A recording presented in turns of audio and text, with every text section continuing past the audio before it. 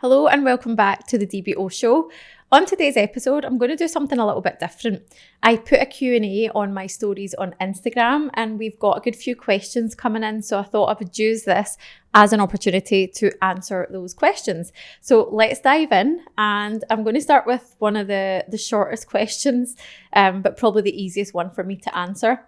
Paid trials or free? Now, my stance on this is that trials must be paid for, and they must be paid for a minimum of 2 weeks, because you can't get the feel for a place, you can't get the feel for a class after 1 week. It's just not enough time for a kid or an adult to familiarise themselves with the place, with the teacher, with the other people in the class. So I think 2 week trial minimum works best. I think that also when people pay, they pay attention. So if someone pays for a trial, they are more likely to show up for a start, and then they're more likely to convert. So I am all for paid trials. And the funny thing is that when you actually convert from free to paid trials, usually you will find that you actually get more trials booked. But on the flip side of that, I do agree with offering paid trials to your existing customers. So doing it in-house, inviting people along to try an extra class, I think, again, that's a great strategy to increase your average customer spend. But the main answer to the question, paid trials are free, then it's paid all day long, and 2 weeks as a bare minimum. Next question, studio isn't making any money. How can I fix it? Okay, well, there's various ways you can do this. It tells me that your pricing is probably not where it needs to be. And you've got to remember that no amount of hard work will ever be able to replace an underpriced service. It's just not possible. So you can work as hard as you like. You can add all the classes on. But if your pricing isn't where it needs to be, then you're fighting a losing battle. So first thing I would do is increase your prices. And this is something that as dance business owners, we should be doing every year anyway. But a lot of business owners we speak to are not doing that. So you have got to, train your customers to expect an annual increase in line with your business operating costs rising. And your personal operating costs will also rise. Like, the price of everything is going up. We actually had a session inside the Dance Business Boardroom the other week, and the lady who was hosting it, she shared about inflation. It was the price of a Big Mac, how much it had gone up over the years. And when you look at it like that, you think, wow, everything has gone up in life. Like, everything that you buy in your home or for your business, the prices will have gone up. So you have got to make sure that what people are paying you is also going up. Otherwise, you will not be able to live the life that you want to live, okay, at the level that you want it to be at. Does that make sense? It's important that you keep quality of life as a dance business owner as well, because parents don't want to send their kids to your school knowing that you're struggling to make ends meet. That's not what parents want. So you have got to price your classes accordingly, okay? So that'd be the first thing I would do. If your studio is not making any money, it is not even a question about the fact that your prices have got to go up. One of the other ways that I find is really good for cash flow inside your dance business is introducing an annual membership fee. If this isn't something that you have already, it's a really good way to help you cover the hidden costs to running a dance business, such as licenses, and you've got your music license, you've got insurances. There's so many things that you have to cover out with the actual class itself. So that's where we find an annual membership fee comes in really, really handy. Like, a lot of the schools that we work with have been able to generate upwards of £10,000 per year just by introducing this small thing. And yes, if your parents aren't used to it, you might get a little bit of backlash, but it is absolutely worth it. The other thing on that question about, your studio's not making any money, how can you fix it? Again, I would look at you as the leader behind it. Is your mindset where it needs to be? Because quite often the dance business owners that come to us, they don't like the thought of making sales. Like, they just see their business as a fun hobby, which I guess it is for a lot of people, but that does not mean that you have not got anything to sell, and you're not selling a dance class. You're selling confidence, you're selling friendships, you're selling community. There is so many things that your classes offer, and you have got to get better at shouting about it. Like if you ask your customers the question, what would you miss if our school was to close tomorrow? I guarantee that a very small percentage, like the minority, would say that they miss the dance itself. Most of them would say they would miss their friends, they would miss the fact that it's a home from home, they would say that they miss their teachers, they would miss like all of these things, like the memories. They would not miss the actual dance itself. So when you can even just shift your mindset from thinking I'm selling a dance class to thinking, actually, I'm selling confidence. I'm selling all these life skills that are so important, especially when you're up against screen time in this day and age. You know, you're up against kids wanting to go on their iPads. Maybe they're not wanting to get out and be active. Parents really want that for their kids. So you're selling health as well, both physical and mental well-being. And I think that's so important that if you're not currently good at selling your business, then you have got to get better at that skill. So if your studio is not making money, you have got to start selling more. And I guess before you start selling, you probably have to get good at marketing. You've got to know who you're marketing to, like one specific person. So many people, they try and market to everyone. But if you're really clear on who your ideal customer is, and the quickest, easiest way to find that out is to look through your customer database. Pick maybe 1 to 5 customers. What one customer, if you could just duplicate them through the whole school, would you just love to have a school full of those people?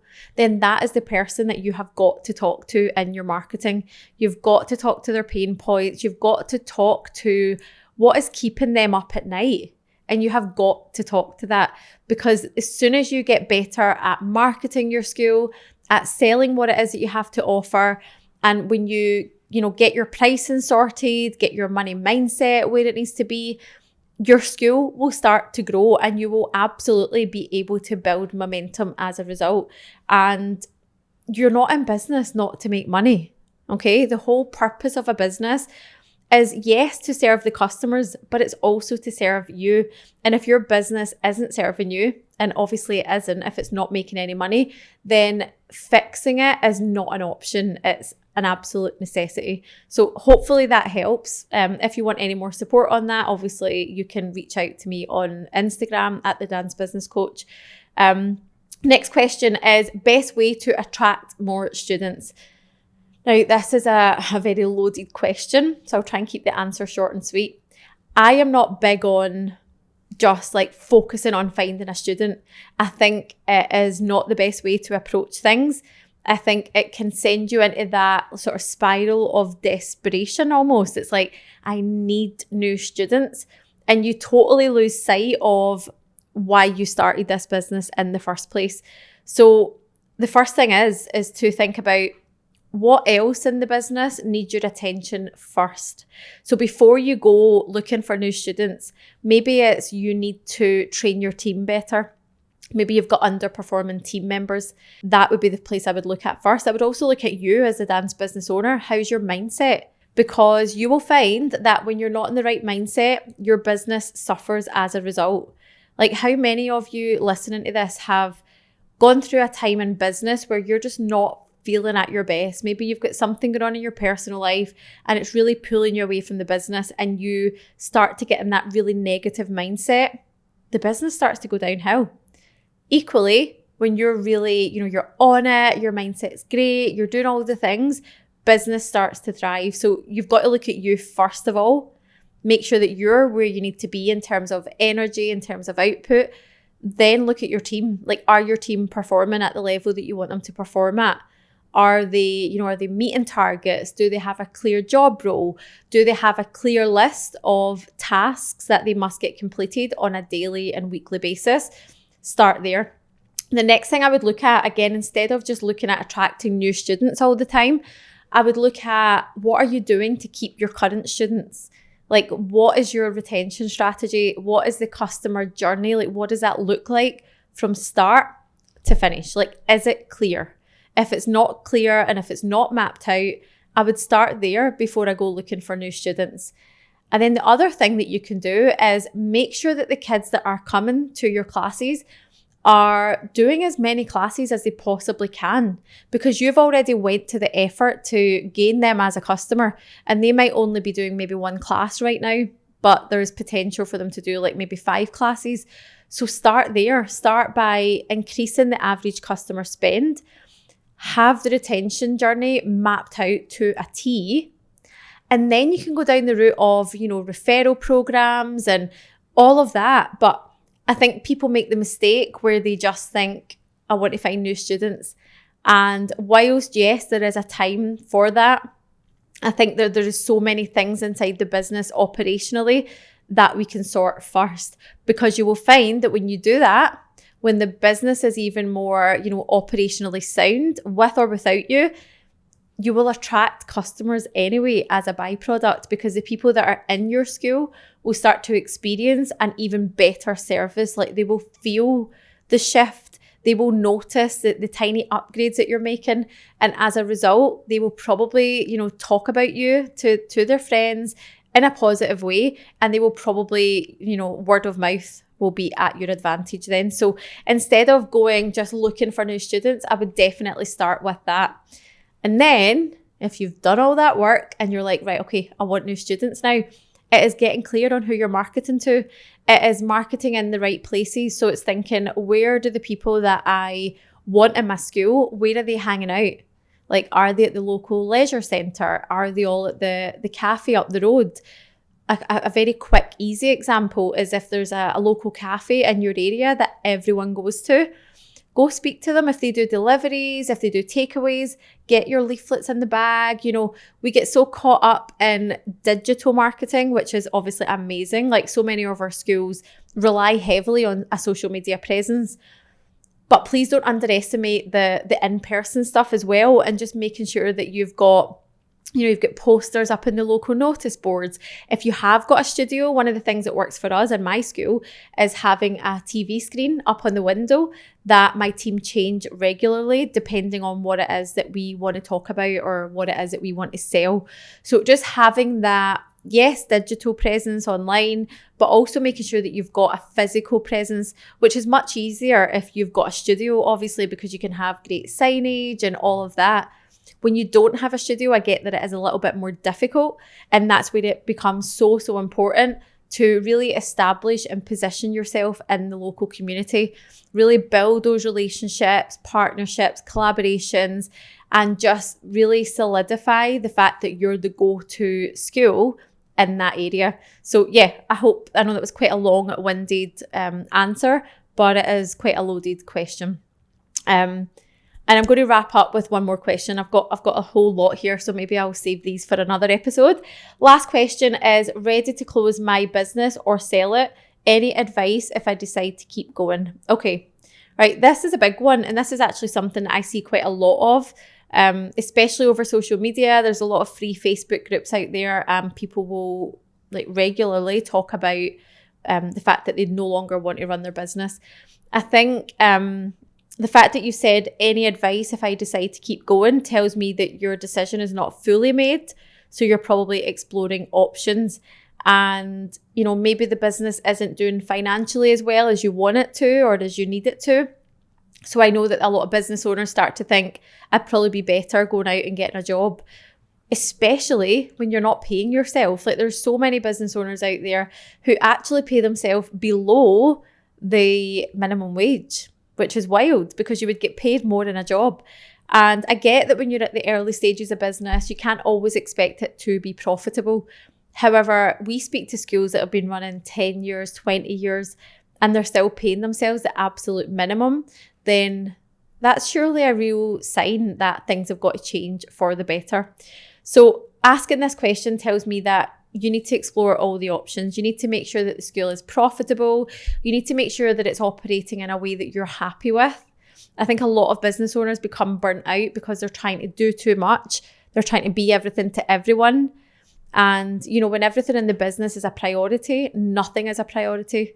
So it's important to make sure that your role in the business is where you want it to be, not just where you think it should be. And a lot of it will come down to changing your beliefs. Because when you do that, when you believe that your business can be successful and that you can turn it around, it will change your behaviors, which ultimately is going to change your results. And obviously I am biased, but I would recommend getting in touch with us, looking at our free resources, looking at, how we can help you inside the community. We've helped many business owners turn it around from feeling like they want to give up to realizing that actually they just weren't running it in a way that suited them in their life and their needs. So yeah, there's loads of options. If you decide to keep going, I would say you've got to really work on yourself as a leader. You've got to reach out, you've got to get support, you've got to get yourself around other people who are doing what it is that you want to do. And then if you do decide to sell it, at least you've explored all options. And yeah, if you need any more support on that, please do reach out at the Dance Business Coach on Instagram, and the team and I would be more than happy to help guide you in the right direction, regardless of what your decision is. I hope you found that episode useful. Please do reach out. Let me know what stood out. Let me know if there's any other questions that you want me to cover on these episodes. Thank you so much for listening. I will see you back on next week's episode. Lots of love.